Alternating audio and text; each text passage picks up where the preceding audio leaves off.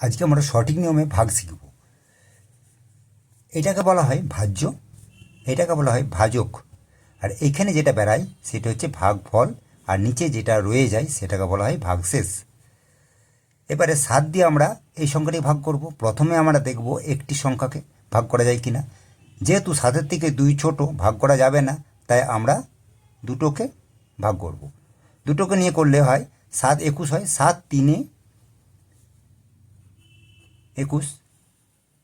এরপর আমরা বিয়োগ করব। এখানে বিয়োগ করলে কি হয় না, একে একে বিয়োগ করলে 0 এবং 2 2 বিয়োগ করলে 0, অর্থাৎ লেখার দরকার নেই।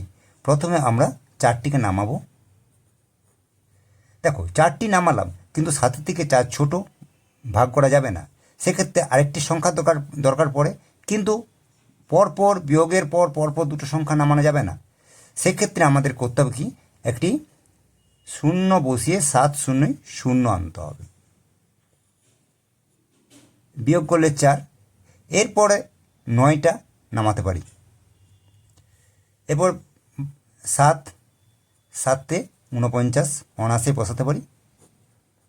এর কোনো ভাগশেষ নেই।